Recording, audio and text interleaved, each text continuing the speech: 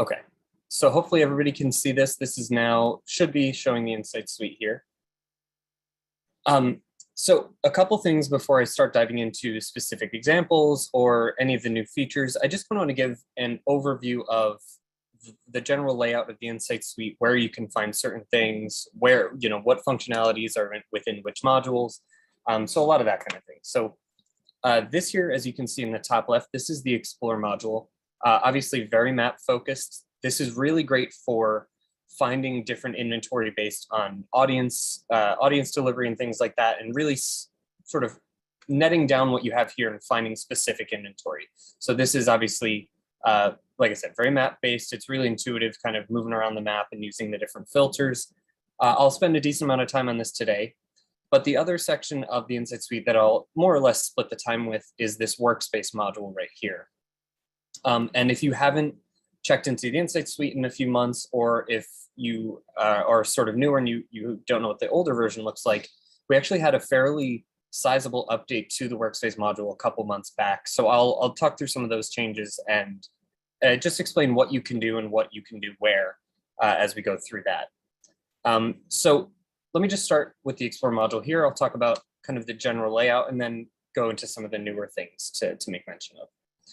So for the most part, a lot of the functions of the Explore module can be done by these tabs up across the top here. So a majority of what I do day to day in the Insight Suite and in the Explore module is really done by these two tabs, the Define Target and the Filter Inventory tab. Largely speaking, I like to think of this Define Target tab as the who of my scenario. And then the Filter Inventory you can use to dictate the what and the where. And as I go through, you'll see, as I'm doing my example and all that, you'll see what I mean. I'll explain that a little bit further. But this is really helpful for selecting your audience, your market, and you can also change the number of delivery weeks that you're looking at here at the high level. And then the Filter Inventory tab is just various different ways that you can net down the group of inventory in front of you. And again, I'll go through all of this in my example and I'll explain everything in a lot more detail. A couple other interesting things. I don't talk about this one a terrible amount, but there's some really interesting stuff that you can do with this as well. So the layers and display options feature here, this basically lets you make custom maps with a handful of different elements that we have from around the Insight Suite. So I can add some saved inventory sets and some saved place sets. I can map out different geographies. I can have a point of interest. I can add a bunch of different things to that, to my map here and layer them as different, ordered layers. And I can also use this display options here. Say maybe you want to, for your own use, you want to maybe look at a different base map or just kind of change the appearance for your own personal use. Those are some of the kind of things that you can do in this area here. And then finally, this Actions tab, there's not a ton in here, but there's some really useful stuff in here. So you can access some saved scenarios, but mostly what I use this Actions tab for is this Clear View button and then this Print View button. So if you've worked on a scenario and you want to start fresh or something, you can use this Clear View and hit Reset All, and that'll basically give you a fresh, clean Insight Suite session like I have right here. And then this Print View option will allow you to, if you've made one of the custom maps that I was just talking about, you can use this Print View option to export that as a PDF effectively. Or I mean, you could print it as well, but this will give you the option to export as a PDF. So before I jump into my scenario that I wanted to go through today, I want to talk about the data sources and the mid-year forecast just a little bit. You may have seen some previous webinars that we've done about this, and you may have also seen some of our newsletters come out about this as well. But I just want to touch on this a little bit before I dive in too much. So in this top left corner, this data source dropdown, I have the ability to switch between a few different forecasts that we have here. So you can see I've got the full 2020 and 2021 forecast, but then we have this other forecast here that starts in June of this year. And this is the official main forecast right now. So if you're not using this by default, this is the one you should be using by default. But you can use the other ones for historical purposes, or just if you started a campaign before this newest forecast came out and you need to run those numbers, you can definitely use the initial 2021 forecast. But just kind of as an aside, part of the reason that this exists, or really the whole reason that this exists, is because when we built our initial 2021 forecast, this January to December one, every year we do our forecast for the upcoming year. So we did this, I think it was December 2020, we did this 2021 forecast. And of course, 2020 and 2021 have been completely interesting and odd years because of the impact of COVID and everything that's come with that. So our forecast and our method of doing our forecasts has kind of needed to change a little bit because of all of that. And when we were doing this initial 2021 forecast, we built in what we refer to as a recovery curve. And that was basically a line, not a straight line, but it was a curve that we anticipated throughout the whole year, basically the return to normal, so to speak. And that was dependent on a couple of things. We had the speed of the vaccination rollout, and also just movement and mobility in different markets across the country. Those are kind of two things we were looking at when we made the initial 2021 forecast. And we had our recovery curve basically just anticipating where we thought things would be in relation to a normal year at certain points throughout the year. But what happened as we got into the first part of 2021, the mobility of people in their respective markets was way higher than we had expected. And also the vaccine rollout happened way quicker in the early part of the year than we had anticipated as well. So we effectively had outpaced that recovery curve. And as a result of that, we did a mid-year adjustment, this 2021, or this mid-year forecast here, June 2021 to May 2022. And this is basically the reworking of that first 2021 forecast based on all of those things that we observed in the first half of this year. So this is our most accurate and our most observed data informed forecast ever. So there's a lot of really interesting stuff in this forecast that we haven't had in previous ones. So just wanted to take a minute to talk about all that really quick.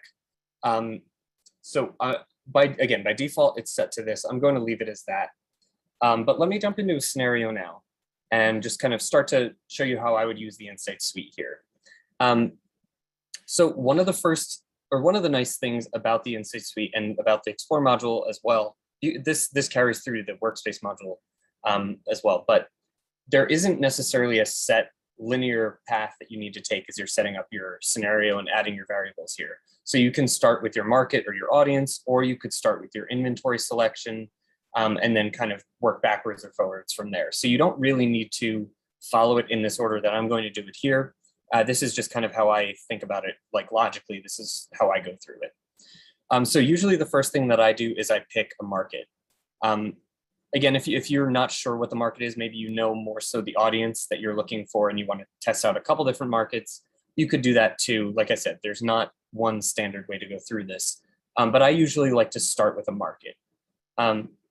So when you're selecting your market, you can select at the DMA, CBSA, or county level, and you can select multiple DMAs or multiple CBSAs or multiple counties and combine them together, but you can't combine across category types. So I can't combine DMAs and counties, for example. But if you need to make some custom geographies, I would recommend actually using the county and adding together a handful of counties, doing it that way.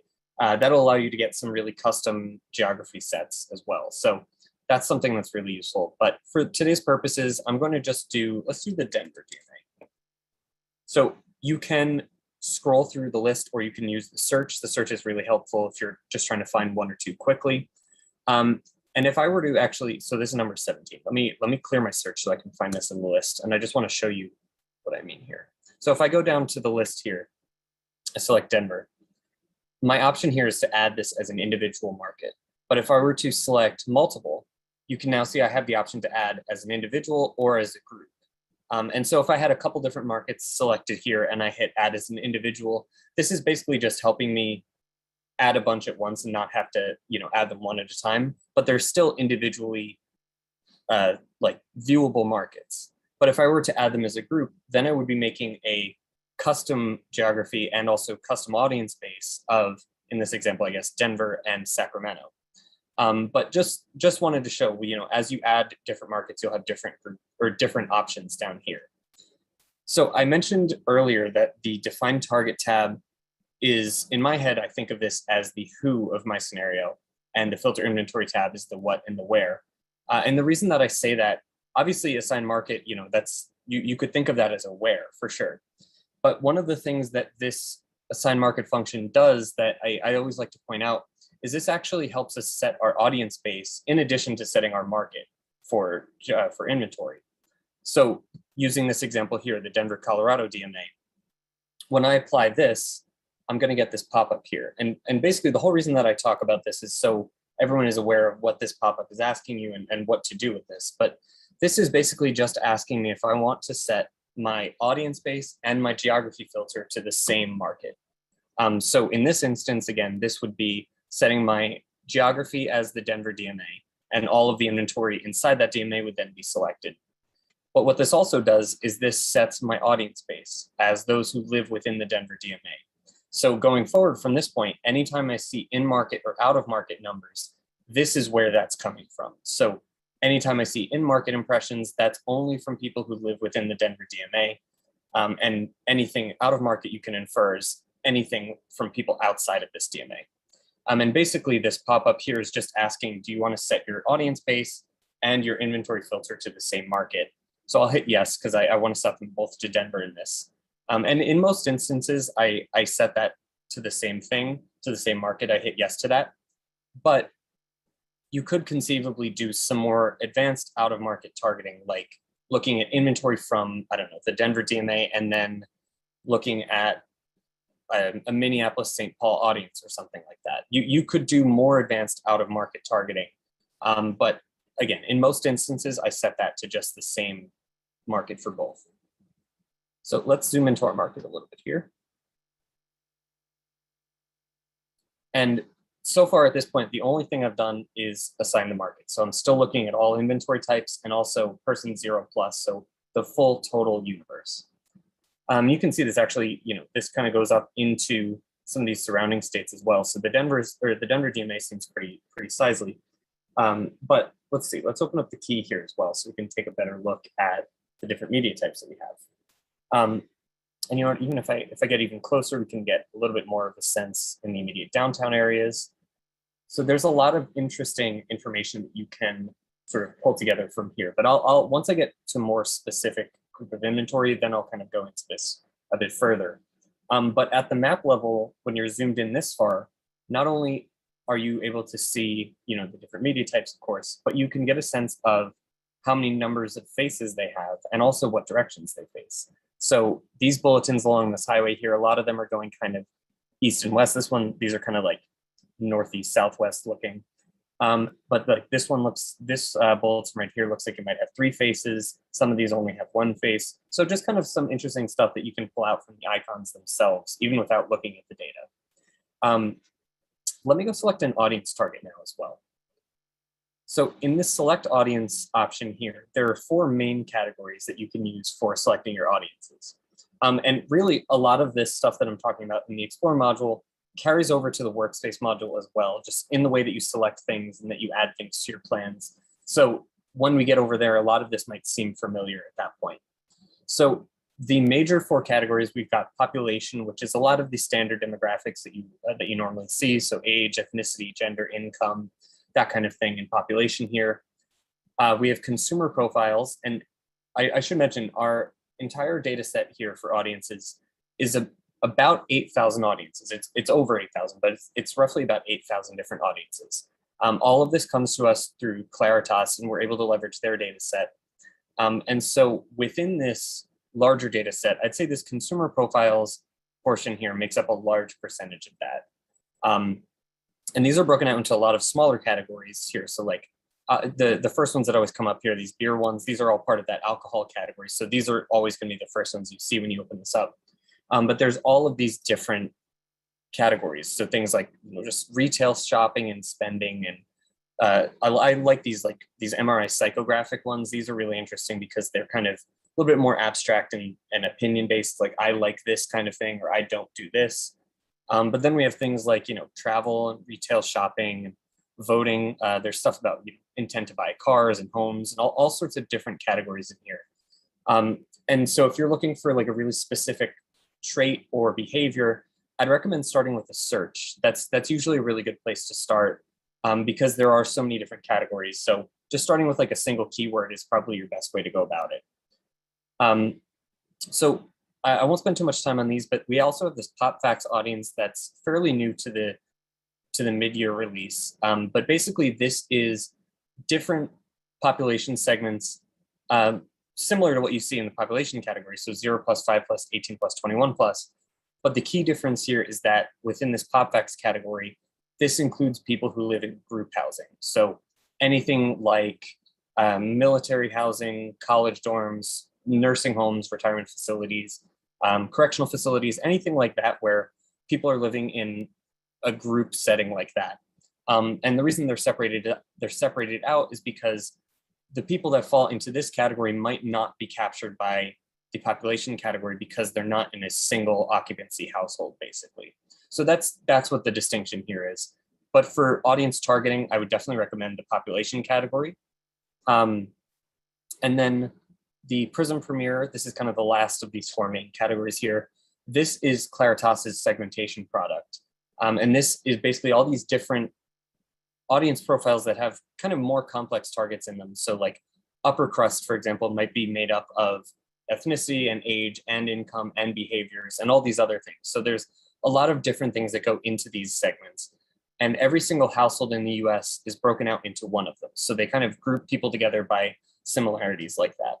So these are really good if you have like a general audience type that you're trying to go for and want to capture maybe a few different audience variables. This is a good place to do that. For example, today I'm going to do something super easy. I'm just going to do 18 to 34.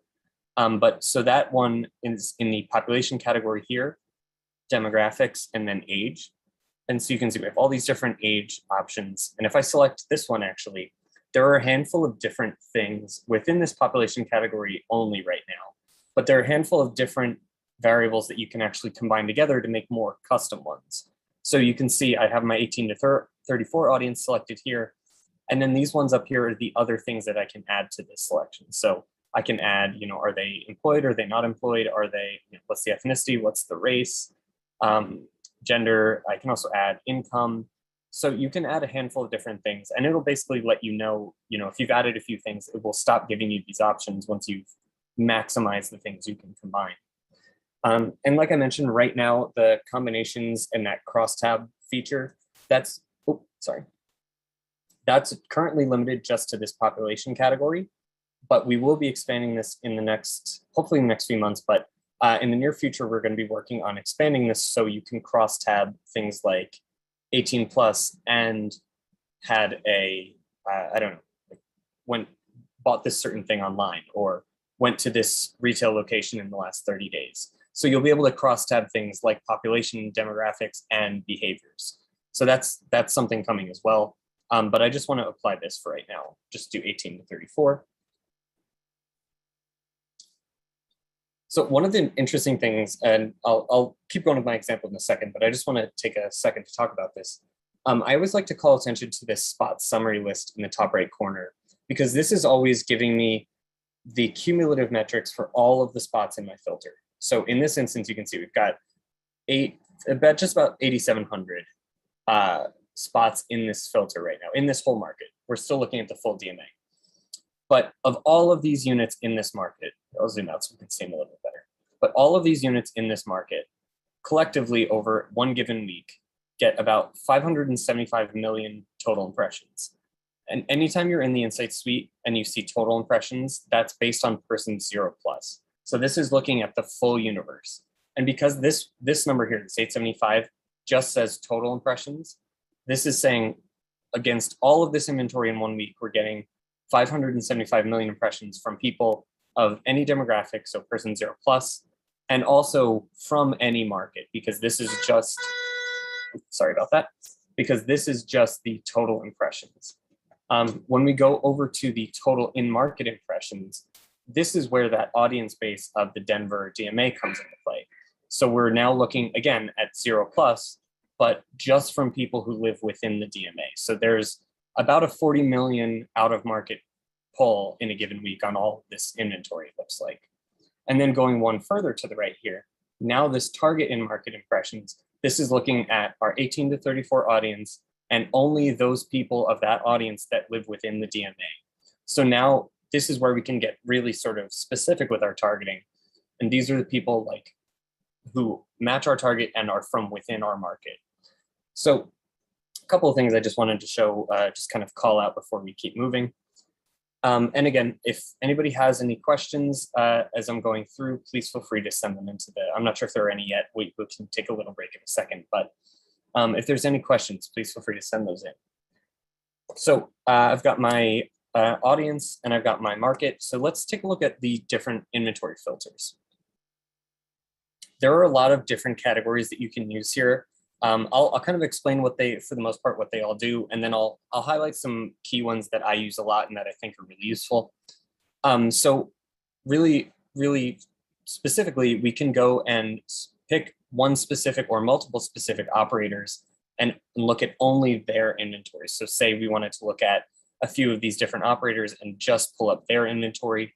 This is a way you can do that. If you're a media owner yourself and you want to look at only your inventory in a market, this might be the first thing that you do. After you add the market, this might be your first thing to do, is just add the operator for your own inventory.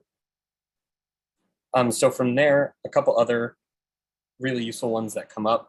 So we have this specific IDs filter. This is super useful if you already know what units you want to look at, you have the IDs on hand. You can paste those in here either as Geopath IDs, the Geopath spot IDs, or the operator IDs themselves. So either way, you can paste those in. Just as a tip, I always like to recommend the Geopath IDs instead of the operator IDs if you have them. The Geopath IDs themselves are all just a string of numbers. There's no letters or dashes or anything. And sometimes there is a little bit of difficulty matching up based on operator ID because of that kind of thing, because of like dashes and numbers. And sometimes also some operators, different operators will have the same ID for different units. So like, for example, like 1, 2, 3, 4, 5 could be an operator ID for a few different operators. So if you do have the Geopath spot IDs, I would always recommend using those for filtering. It's just a little bit easier. You can also, I'll get to location in a minute. So the media and placement filters, this is where you can really go and select by different media types and things like that. So at the top here, we can use this media class filter to, actually, if you hover over any of these, they'll give you a little just definition of what they are. But the media class filter here, you can use to select between roadside, place-based, or fleet once fleet is fully loaded in here. And just for a little bit of background, roadside is any sort of traditional out-of-home, like billboards, bulletins, posters, anything like that, transit shelters. Place-based would be anything that's in a venue, in a retail location, in a maybe a doctor's office, any screen or display that we measured that's inside somewhere. So that would be the distinction there. Then you can also filter by something like structure type. So if you want to look at only street furniture or only freestanding things like bulletins or posters, you can do that. I'll let this load up for a second. Yeah, so furniture, freestanding, a wall, ceiling. So you can kind of get the sense of like, what is the frame itself attached to? That's what this more or less is asking. And then the media type as well, you can use this to select things like bulletins and posters and all of that. And I'm not really spending too much time on each of these individually because I actually almost always like to use this operator media name one. And I'll show you in a second what I mean. But so for this media type one, for example, like I could say, bulletins, posters, junior posters, murals. Okay, that all makes sense. I get what that means. But unless I know specifically what I'm looking at and I know what a panel or a display is, it's a little harder to tell just based on this filter here what media type I'm selecting. And this media type filter, this one is based on size. So if you know the size, that might help as well. But what I really like to use, again, is this operator media name filter. And this is helpful for a few different reasons. I almost always recommend this one in walkthroughs and stuff that I'm doing. But this one is really useful because you can see all of the names that the operators themselves use when they submit their inventory for us to measure. So things like transit shelters, TSA, like that's a pretty commonly used phrase within the industry, but you wouldn't see that if you're looking at these other filters. So that's kind of one of the things. And then the other thing that I really like is that this will explicitly let me select bulletins or digital bulletins as two separate items. Like I know for a fact which one I'm selecting. And the reason that I say that is because you can use these other filters to get to the same end in a lot of different ways. There's a bunch of different ways you can use to get to the same options. But the operator media name one kind of allows you to do it in the fewest number of clicks. So like I could select here, bulletin, and then down in this material type, I could select digital down here, and then that would bring me digital bulletins. But in a single click, I can do that using the operator media name as well. So for a few reasons, this is why I like to use this one. I'm going to select posters for our example today. I'll just hit apply on that.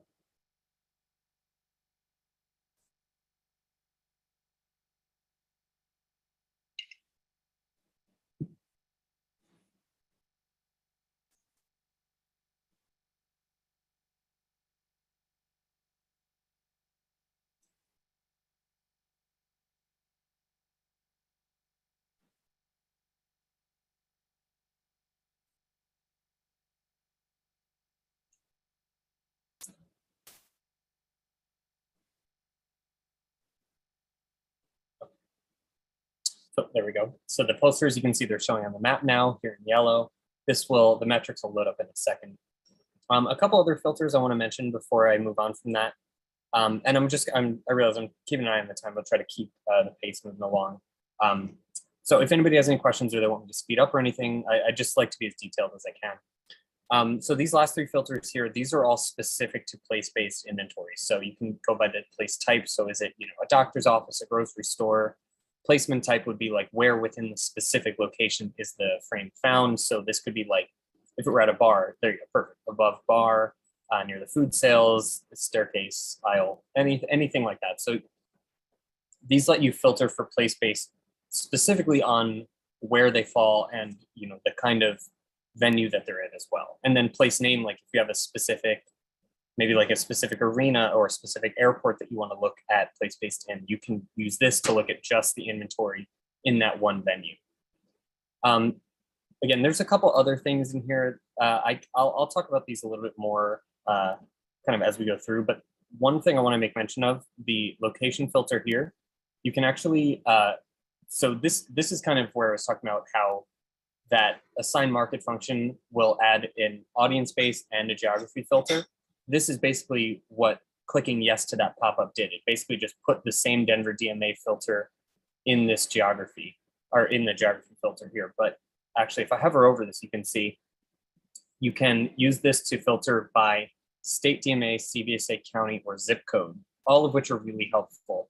But the zip code one in particular, like if you're looking for just inventory that falls in one zip code, this is really useful for that kind of thing as well.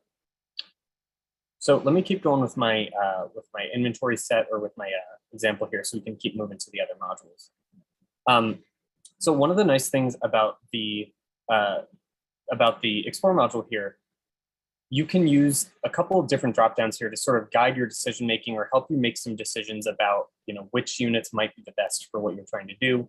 And it might just be more so as a starting place rather than as like an actual, these are the units I want to use, but this can definitely help you get off into the right direction on this. So this sort by dropdown, this will arrange all of the spots in my filter by a specific metric.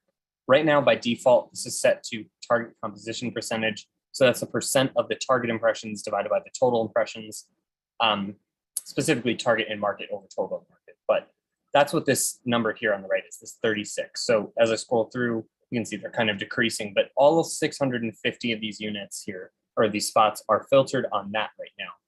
But I can use this and resort this based on a handful of different things, just to see, maybe something else would be more appropriate for what I'm trying to do here. So let's see, maybe I want to look at it based on the index and sort it by that instead.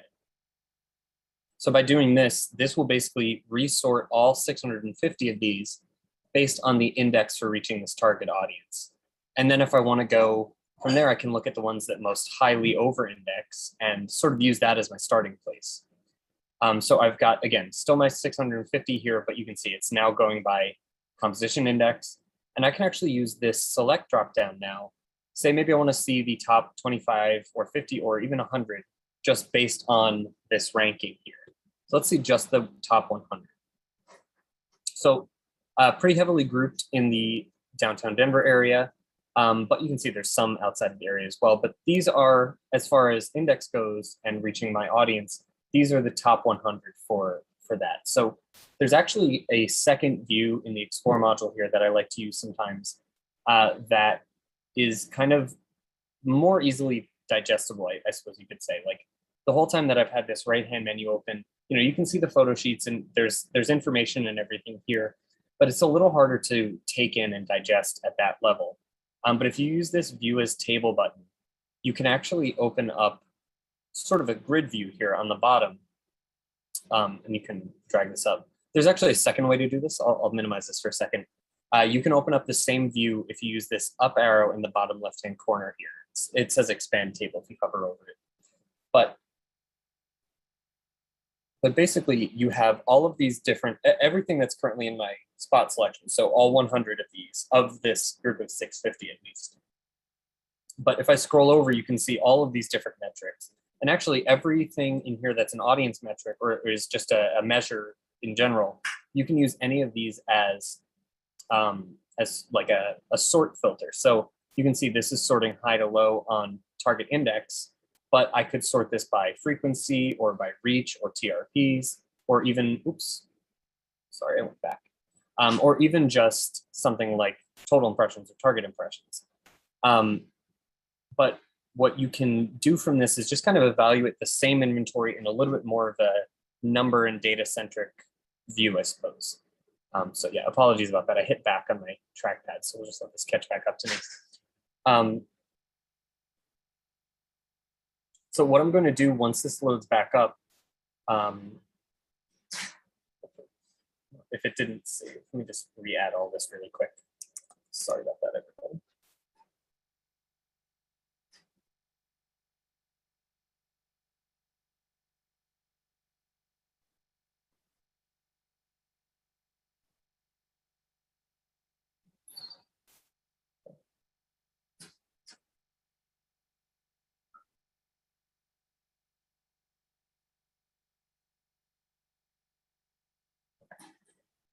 I'll just give that a second to catch up to me.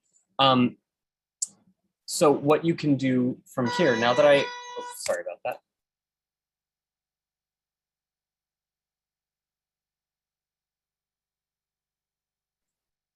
So yeah, sorry, this is still loading up, but what I can do from here is basically I'm going to just save this as an inventory set.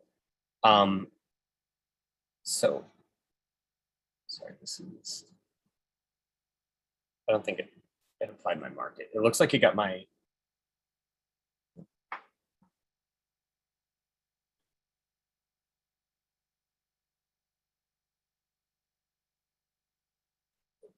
yeah, sorry, just one second. Let me give this a refresh. I think I tried to do a couple things too quick and I gave it a little confusion.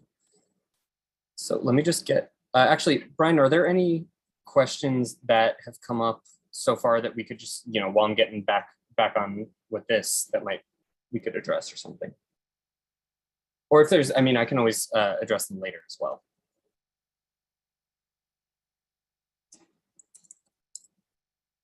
We just had a few straightforward questions asking about if there's more details on the Prism premieres.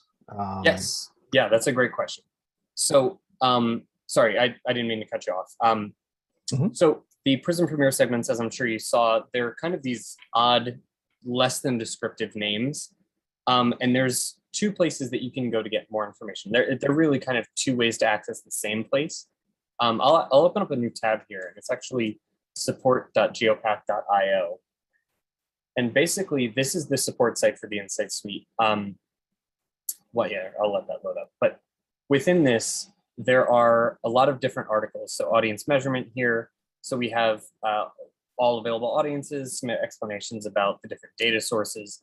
But then we also have here this market segmentation. There's all of these little articles about each of the different Premiere segments. So just kind of a small overview of what they are. But yeah, so that would be one way to go about getting it. But then you can also access the same thing if you hit this support button in the bottom left center or bottom left corner. And then if you hit support center, or no, sorry, that'll launch you to the support site. But if you hit the submit feedback option, it'll bring up a search, and then you can search, upper crust or whatever it is, upper crust. And then you can access the same articles from within here. So there's kind of two ways that you can get that. So let me just get my, sorry for the little delay here. Just get this caught back up, and then I'll move on to the workspace module.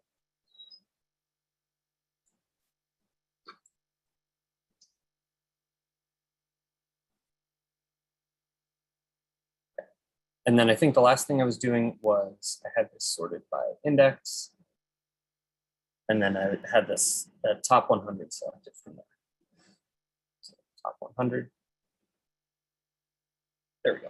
Okay, yeah, so sorry about that. Should be all caught back up now. So yeah, basically this is where we were earlier. One of the next thing that I wanted to do was just, say that this is the group of 100, or this group of 100 at least is where I want to start with for the rest of my scenario. I've like set aside these units. These might be some good ones to take a look at. So what I can do from here, I can actually, if I wanted to, I could use this save as dropdown, and I could export right to a CSV and view all of this in Excel right now. So that's a nice quick way to get some data as well. But if you want to bring this into the workspace module and run an inventory plan on it, which I'm going to do in a second, you can actually save this as an inventory set, or you could just have the IDs for these units on hand if you wanted to as well. But saving this as an inventory set will make it a lot easier to run reports in the workspace module. And also it's really nice because if I want to come back tomorrow and get right to this group of 100 units, I don't need to go through all of the same filtering. I can just, I can just come right back to this group. I'll, just search for Denver DMA, find this inventory set, and then load it up, and it would bring me right back to this group of 100. So it's a lot easier once you have some units set aside that you want to work with further, or you want to save for later. Saving as an inventory set is a really useful tip to use. So I've got that. Now I'm going to hop over to the workspace module and just show you what you can do with all that. I think I mentioned at the beginning, we had a pretty sizable update and change to the workspace module a couple months ago, I suppose, at this point. But one of the key differences here is now we have these two different environments that you can work in. We have this sandbox environment, and then we have this projects environment. So this sandbox environment, you can see some of my plans here don't even have names. Like these are auto-generated names here. But what's really nice about this sandbox view here, I can make a scenario and I can run either a market plan or an inventory plan. And I can either later on or not at all if I don't want to, I can name it and then put it into a project and kind of organize it later. Or if I don't want to, like I said, I can just leave it in this sandbox view. And this is basically a really quick, easy way to get some numbers in very few number of clicks and then just kind of get numbers and get out. But the projects view, you can do all of the same stuff in either. The projects view is just a little bit more of a stepped out kind of organized view if you want to look at it that way. But I can make something in the sandbox view, and then later on, like I can add all of these old ones to a project if I want to at any point. So it's always kind of, I always like to start in the sandbox. It's a little bit easier, and then you can organize later. So if you're at all familiar with our legacy data, or sorry, our legacy systems, our legacy tools, you may be familiar with our ADS tool and O plan, or out of home plan, OOH plan. And this workspace module is effectively what they have become, what they've evolved into. So this market plan option here, this is what out of home plan became. And then inventory plan is what ADS became. And so the market plan that I have right up here, you can see as I switch between them, they're pretty similar in setup, how you go through it. But the market plan is really good for pre-planning. Going into a market, you have like the market, what audience, and what media type you're looking for. This will help you figure out how many spots you need to reach a specific goal. So that's kind of what this would be good for. Or even if you wanted to compare maybe one audience against a handful of different markets to see what market might be best for the campaign, or vice versa, like one market but a handful of different audiences to see how you'd reach all of those. You can do that kind of thing in here as well. So this is really good for pre-planning, like before you have units in mind. Kind of, you can picture this as like the step before explore that we just did. Like if you don't know how many units you might need or even what kind of units you want yet, this is a good place to kind of go and do that kind of thing. So I'm just going to set this up to mirror what we just did in explore. I'll add my audience of 18 to 34. And like I mentioned earlier, this is actually, you can see the same 4 audience categories that we saw in explore. This is all set up really, really similarly between the modules. So as you go through, it should be fairly familiar. Again, this is the same DMA, CBSA, and county options. Okay, operators, you don't need to add a specific operator unless you want to. I'm going to look at all posters in the market. So again, media and placement filter. And like I did before, I'd always recommend this operator media name one. You definitely don't have to. I like that one sort of in my own usage. I like that one the best. So I'll add that, apply selections. And you can see as I'm adding, they're getting added over into this summary list right over here. So I can always kind of keep an eye on what's in my plan, what's going on. This next line here, so I can change the number of weeks for this whole plan. So maybe I want a 4-week plan, and I'll leave it as a TRP goal, but maybe I want, I don't know, let's say 50 TRPs across those 4 weeks, or 75, why not? So the last line here, these 3 options, you can see these are all entirely optional. This is where I was saying you can add something from, take it from Sandbox and put it into a project. These are a bunch of my existing projects. I can actually add a new one right from in here. Or you could just leave it here. So you don't even need to name this if you don't want to. But for example's sake, I'll just do Denver example, market plan. Now I'll hit generate. And this will basically just, once this is finished calculating, it'll tell me roughly how many spots that I will need to reach my goal, which again, here was a 75 TRP against 18 to 34 in the Denver DMA and using posters. So kind of all these different things. And actually, while we're waiting for that, if you hit this parameters button right here, you'll see a summary of everything that's in your existing plan. But then you can also actually go and switch out and redefine a lot of the different things in your plan. And you can, I mean, effectively start fresh and make a new plan. Like you can completely remove all of the things that you have in here. You can add different audience, different market, different, you can change even the goals if you want to, like change the value and all that. So that's a really nice thing that you can do. And that applies, you'll see that also applies to the inventory plan that'll run in just a couple minutes. Once you have some actual units in mind, like we pulled earlier. But one of the major features of this newer version of Workspace that we're now using is the fact that you can edit your plans later on. Like there's no sort of set in stone, setup to the plans, even after you've already run them. Like, once this is done, I could go and edit it again if I want to as well. So here we go. So you can see this got me just above that 75 TRP, which in my mind makes me think that it might not be very many spots that it's recommending yet. So usually when it gets you above your goal, your TRP goal or whatever it is, usually if it's sort of a chunk above, that's usually just because it can't give you like a half poster. So it rounds up to the next highest. So you can see I've got about 9 posters would get me this kind of delivery. There's always plus or minus because this is looking more so at, this is effectively an averages tool. I say that hesitantly because it's not truly an average, it's more so medians that this is pulling. But if I were to run a scenario just like this, Denver DMA 18 to 34 and use 9 posters, there's a chance it could be sort of a plus or minus delivery around this. And that's just because this is looking at median units and not any one particular unit. So when you go and you actually like cherry pick some units, so to speak, or you use specific ones that you've kind of set aside and you have an idea of, what their delivery will be, there's a chance that you'll get above or below this kind of delivery, even with the same number of spots. So if that is the case, that's totally expected, totally normal. This is really just to give you a ballpark. So as you're going through, like, okay, I need about 9 spots to get this kind of delivery. And it could be more, it could be less. So you can export this from here and you'll basically get a readout of exactly what this is. I'm going to save that just to have it.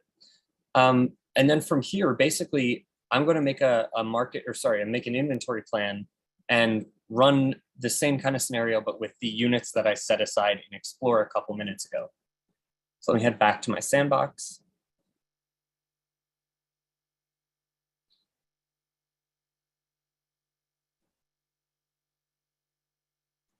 Okay, I'm going to hit add scenario. And again, just like with the market plan, you can make this scenario in the sandbox. You can add it to a new project. You can do you can put it in either of the environments. And again, you can add it later. So it's really not a big deal. Again, one of the nice things about this version of Workspace, it's really, really forgiving. So if you set up a plan and you don't like the way it came out, and you're like, or you decide, oh, maybe I didn't want to do that audience, I wanted this one instead, you can always change it later. So you're not set in stone to anything you set up right now, which is very nice. So this is kind of a little helpful tip that I like to use. I do this when I'm setting up inventory plans for myself. You can actually skip, if you want to, skip the market and the operator sections and just go right to the inventory. You have to add your audience, of course, but the reason that you're able to do that, or maybe not even skip, but I like to start with inventory and then adjust as necessary. But if you start with your inventory and you add in specific units that you set aside, the system already knows that those units exist in a market and belong to a specific operator. So when you add them, it will effectively just autofill that information for you. So I'm going to hit the add inventory button. I can add my inventory to this plan by Geopath spot IDs or by operator IDs, or I can pull up any of my saved inventory sets, which is what I'll do here. But there is a third option, like say you don't necessarily know what units you want to use, and you kind of, like say you want to just pull in all of the existing units in the market that meet a certain set of filters, you can use this select attributes option to do exactly that. So you can go and select by media type or by, location if you wanted to see all of the maybe posters in one zip code and go about it that way. So you could do it this way as well. I'd recommend having, see if I can find my demo one. I'd recommend having an inventory set, or at the very least having the IDs already set up, because depending on what you select in the select attributes here, I'm just going to hit refresh. I think it's taking a second. Depending on what you have in the select attributes, it could take a while to run your report. Say like you pull in all the posters and it's a large market, it could take a while. Okay, so here's my inventory set, Denver DMA. So I'm going to hit apply. And this is basically what I was saying about how you can use the tool to basically add the market for you. So it knows that my inventory exists in a market, like I said, and I can add that either at the DMA, CBSA, or county level.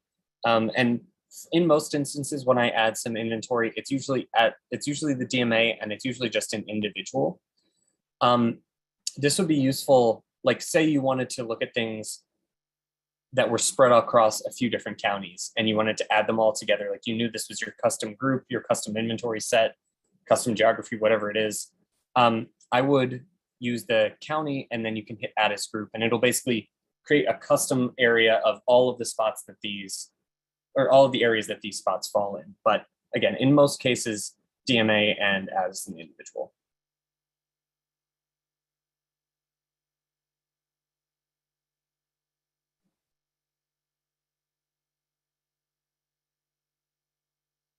Okay, so you can see I've got my audience, or sorry, I've got my market here. I've got my inventory set.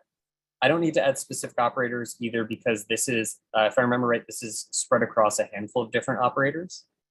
But let me go and add that audience I was using earlier. By default, for the inventory plan, you'll also get person 0+ added.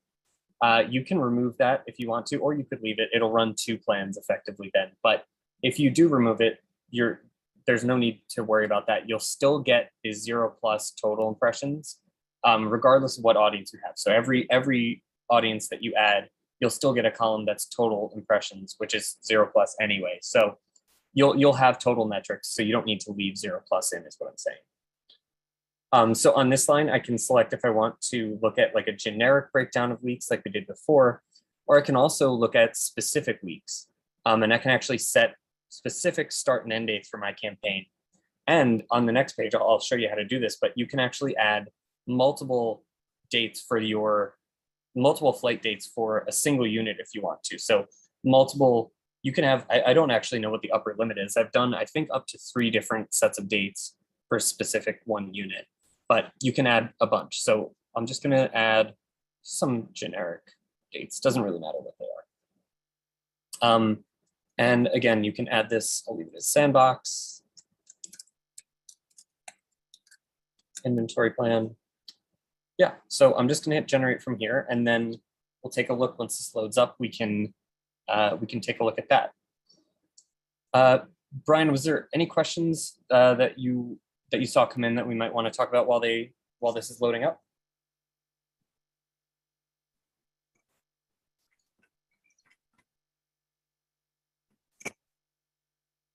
Just a few questions on, just getting the target right. And of course, that's finding the audience is very important. So, but I think you did address that live. Okay. So I actually just heard a chime in my headphones here. And that's kind of one of the nice things, actually. You may have seen a second ago, this said generating, and it was just kind of churning. One of the nice features about this newer version of Workspace, you can be off in the Explore module or working on different scenarios and all that. And any plans that you have running will just run in the background and then will alert you when it's done. So you don't need to, if anybody remembers the older version of Workspace, it would just kind of sit on the screen and load. And then you would have to kind of wait for it there. But this is nice because you can kind of go about other business and then come back to it when you're ready and when it's ready. So let me just open up the plan here.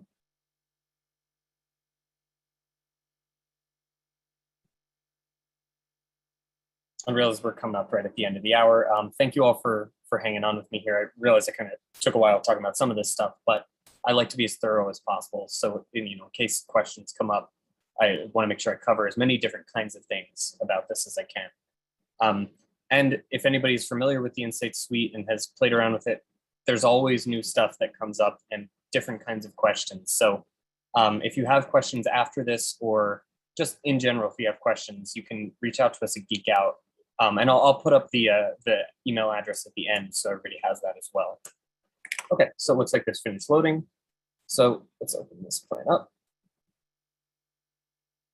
So you can ignore this. This is a small visual bug that happens every so often. It's just kind of an eyesore, but it's not affecting my plan at all. Let me see if I can refresh it. That'll go away. But basically, let's see, hopefully that'll go away. But either way, like I said, it's just kind of a bit of an eyesore. There we go. So here are my summary metrics for the plan. You can see if I scroll over, there's a lot of different things that I have in my summary line up here. I can actually, if I use this customized columns, this is something I want to take a second to talk about, just because this is a little, we've heard some confusion from people on this. But let me close it. So I can use this customized columns here to affect the columns that are in the summary line up here, but also in the spot by spot lines that are down here. So in the spot by spot metrics. So if I hit this customized columns button, right now I have plan summary selected. This is for the summary metrics, of course. So plan summary, these are all the things on the right. These are all things that I already have added, and these are additional ones that I can add. So, maybe I want to find out what the market population is, or even more specifically, what's my target audience population? So I know I'm reaching, I think it said 78% or something, but what is my target audience population anyway? So I can hit apply changes, and then this will just add an additional column to my, here we go. So about just over 1 million. But what I can do as well is I can use this customize columns button and switch this to media detail. And then this lets me select all of these different things that I can add to my columns of the report itself. So all of these different metrics I can add in here. And you can actually see I have one of the metrics I have, or one of the columns, is the spot date and end date 1. I'm going to add an additional one with this period dates one. And you can see that actually added 2 and start date 2 and end date 2. I'm going to hit apply changes because I just kind of want to show this last bit here. Excuse me. So you can see these are the dates that I set up the entire plan with. But say maybe this first spot, for example, doesn't go from 8:23 to 9:20. Maybe it goes from 8:23 to 8:30. Let's do 8:30 or something. 8:30, and then from 9:13 to 9:20. Oh, 9:20. So save that, and you can see there's the total number of days it affected that as I added that in there. And you can see the change took place here in the total number of days it's reflected, but it's not yet reflected in the individual metrics here or in the summary metrics. So if you have flight dates that you need to change or tweak or anything like that, or even if you do something like remove a single unit from the plan or something like that, once you want to actually sort of get the plan to regenerate or to rerun, you can use this purple recalculate measures button, and then this will rerun it based on whatever changes you did make. So specifically for spot dates, if you've added new ones or changed them, once you're done adding all the different dates, then you can hit this recalculate measures button and it'll redo it for you based on that. And really the last thing from here that I would do is just export, and then you can download to CSV. And you'll basically get an export that looks exactly like this. You'll have some summary metrics, and then whatever columns you have added in your spots down here, that will be exported when you export. So let me just really quick, I realize we're kind of just at the top of the hour, but let me stop my share and share, let's see, where is it? Here we go. So does anybody just want to take a second to address any of the remaining questions or anything like that? And actually, before we do that, this is the Geek Out help desk email. If anybody has questions we either didn't get to today or anything like that, please feel free to reach out to us here, and we'll help you out as best we can and just make sure we get your questions answered. But here, let me actually just take a look. Yeah, I think we're. Yeah. Hey, Brian, we had just some questions on using the places. And finding places, and I think we do have some direction available in the Learning Lab. Would that be correct? Yes. So there's in the Learning Lab, there's a little bit about that. I can really quickly, if anybody needs to hop off, thank you so much for coming. You definitely don't need to stick around if you don't have the time to. I'll just gonna really briefly show how to use or where you can access places. But so in the Explore module here, this whole time that I was using the Explore module, I was in the inventory library. And if I click this purple button, I can switch between these other libraries. So the population library, you can actually use to map out different audiences across the map. That's really worth exploring if you have some time. I definitely recommend playing around with that. And then the places library here is where you can find points of interest to use either as filters or just pieces of information to put on your map, basically. But the places library will let you search for different points of interest, and it'll do, like, let's do just Starbucks as a good example. It does a national search at first. Show it might not show it yet. So it does a national search at first, but then if you go to any of these different filters, so you can go by place type or industry or brand. So like, because I searched Starbucks, those are less useful, but say maybe you want to look in Denver County, sure. Wow, 82 in the county, that's pretty good. So now I can see I've got 82 in that county, and if I open this up, these are all the different street addresses for all of these. And so I can actually use these, like I could save this as a place set, and then I can use that as either a mappable layer, or I can use this as a filter itself and have the system show me only things within a mile of all of these locations. So that's one of the things that you can do with it. I think I saw the question itself that came in.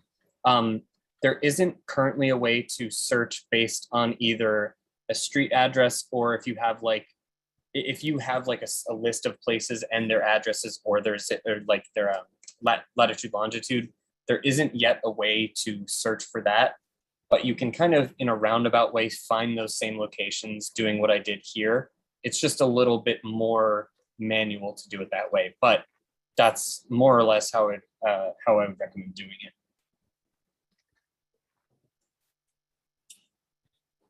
If there's, let me just double check. If anybody had, it doesn't look like we have. Yeah, it looks like we have. Oh, and actually, this is a good. I just saw this question. If anybody wants to come back to this session later, we're recording it and we'll be posting it on our YouTube channel and putting it on our website as well. So if you missed, or if somebody on your team missed it, or if you want to revisit it later, you'll definitely have that as an option as well.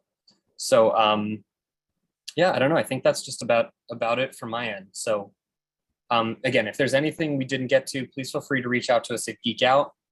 And thank you all for taking the time to listen. And thank you, Brian, for helping me out. And yeah, if you have any questions, again, geekout@geopath.org. All right. Thanks, everybody.